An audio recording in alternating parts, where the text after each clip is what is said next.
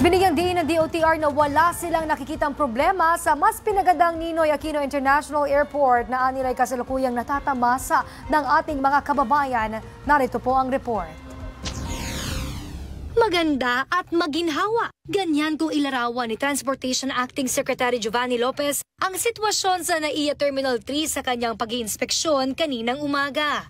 Kasama si New NAIA Infra Corporation o NNIC President at CEO Ramon Ang at iba pang mga opisyal, nilibot ng DOTR ang pasilidad ng NAIA para suriin ang sistemang ipinatutupad sa airport at kalagayan ng mga pasahero. Ayon sa ahensya, halos wala silang nakitang problema sa mas pinaganda pang paliparan sa ilalim ng pamumuno ng NNIC.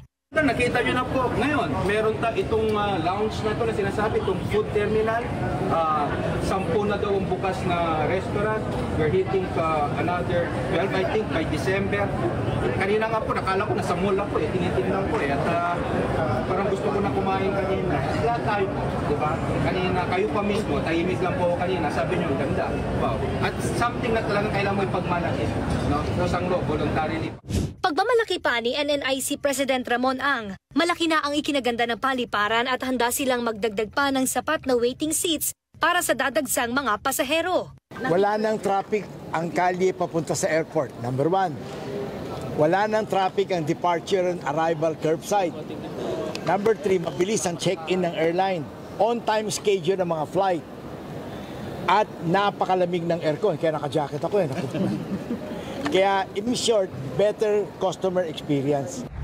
Kabilang sa mga makabagong teknolohiya o modern technology ang mayroon dito ngayon sa NAIA Terminal ay itong self-check-in kiosk. Dito maaari nyo i-enter ang inyong booking number at i-scan ang inyong mukha para sa biometrics at mapiprint na ang inyong boarding pass. Kung international flights naman, pwede nang i-scan ang inyong passport at automatic magpiprint na ang inyong boarding pass. Mayroon din namang sarili-sariling self-check-in kiosk ang iba't ibang mga airlines dito sa NAIA Terminal 3. At kung ikaw ay kinakailangan nagmamadali o gusto mo naman ng self-service, meron ding self-bag counter na tinatawag para sa mas mabilis na proseso ng pag-check-in ng inyong mga bags.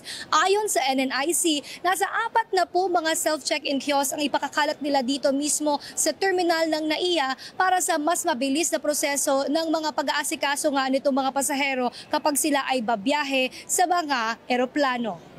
Tinidiyak naman ng DOTR na hindi na mangyayari ang technical glitches sa paliparan gaya noong taong 2023. Nakipag-ugnay na rin sila sa CAAP para sa mga dapat ayusin at tutukan. Sa tala ng NNIC, nasa 53 to 54 million ang expected passenger influx para sa katapusan ng 2025.